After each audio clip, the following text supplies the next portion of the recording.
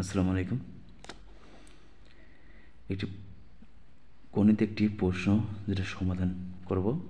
এই প্রশ্নটা কিন্তু একাধিক পরীক্ষায় কিন্তু বারবার আসে, বা এখানে সংখ্যা পরিবর্তন হয়ে কিন্তু এরকম এই অঙ্কটি আসে।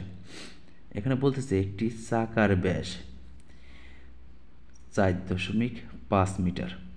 কথাটা বুঝতে হবে, একটি চাকার ব্যাস 4.5 মিটার। একটি ম্যাথ সমাধান করার আগে প্রশ্নটি বারবার পড়তে হয় এবং প্রশ্নটি আগে মুখস্থ করতে হয়, তারপরে সেই অঙ্কটি করতে হয়। এখন তুমি যদি বুঝতে পারো তাহলে এই প্রশ্নটা সমাধান করতে বেশি সময় লাগবে না।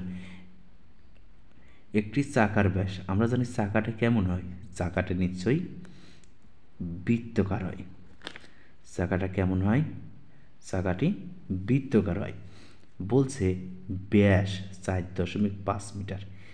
এখন প্রশ্ন হচ্ছে ব্যাসটা আমার বুঝতে হবে। ব্যাস হচ্ছে কেন্দ্র দিয়ে যে জ্যাটি যায় সেটা হচ্ছে ব্যাস। কেন্দ্র দিয়ে যে জ্যাটি যায় সেটা হচ্ছে ব্যাস। তাহলে 4.5 মিটার। তাহলে এই ব্যাসটা হচ্ছে কত? 4.5 মিটার। চাকাটি 360 মিটার পথ অতিক্রম করতে কতবার ঘুরবে? এই চাকাটি মনে করো এই পর্যন্ত আইছে, এটার দৈর্ঘ্য হচ্ছে 360 মিটার। তাহলে চাকাটা কি ঘুরতে ঘুরতে এই মাথা পর্যন্ত আইছে, সেটা হচ্ছে 360 মিটার। এখন প্রশ্ন হচ্ছে এই চাকাটি কতবার ঘুরেছে? এই চাকাটি কতবার ঘুরেছে? এখন একটা বিষয় হচ্ছে এই চাকা, মনে করো এখানে একটা চিহ্ন দিলাম। এবার এখানে যেটা অর্থাৎ ভূমিতে যেটা অবস্থান, এখানে একটা চিহ্ন দিলাম, এখানে চিহ্ন দিলাম। এখন হচ্ছে এই চাকাটা ঘুরে মনে করো এক ঘোরা মারেছে, এই পর্যন্ত আইছে। তাহলে এটা কি? এটা হচ্ছে কিন্তু পরিধি। পরিধি।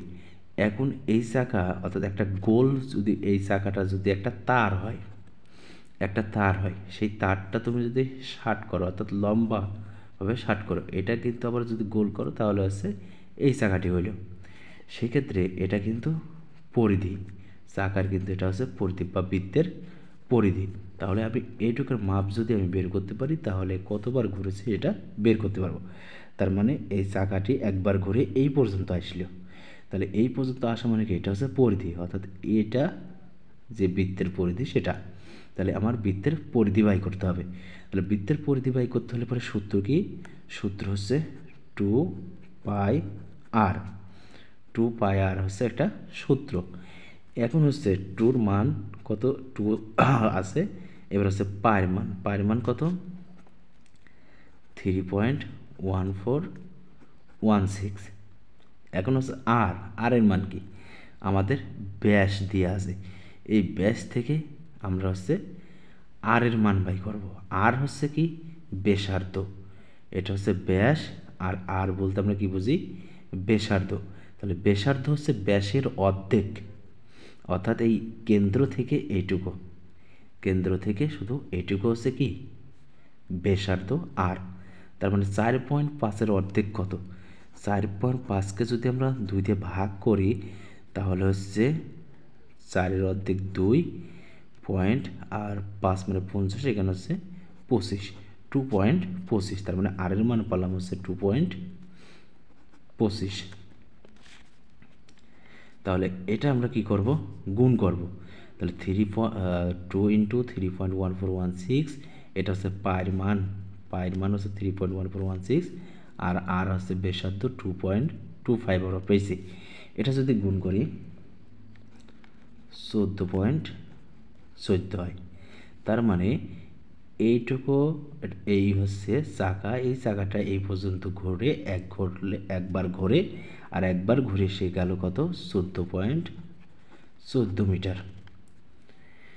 এবার হচ্ছে এইটুকু ঘুরতে তার কত সময় লাগবে, অর্থাৎ কতবার ঘুরবে? তাহলে 360 মিটার। 360 মিটারকে যদি আমরা 14.14 মিটার দ্বারা ভাগ করি তাহলে কিন্তু আমরা কতবার ঘুরছে চাকাটা সেটা কিন্তু বের করতে পারবো। তাহলে 360কে আমরা 14.14 দ্বারা কী করব? ভাগ করব, তাহলে কত হয় 25.46, অর্থাৎ এখানে হচ্ছে 25 বার ঘুরবে। এভাবে আমরা সহজে যদি বুঝে যদি প্রশ্নটা করি তাহলে কিন্তু খুবই অল্প সময় লাগবে।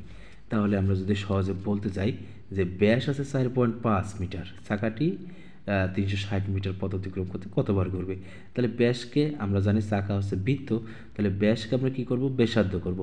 ব্যাসার্ধ হচ্ছে 4.5-এর অর্ধেক হচ্ছে কত, 2.25, তাহলে 2.25 আমরা হচ্ছে আর এর মান পাইছি, তাহলে পরিধি আমরা 2 পাই আর এর মান বের করে কত বললাম 14.14।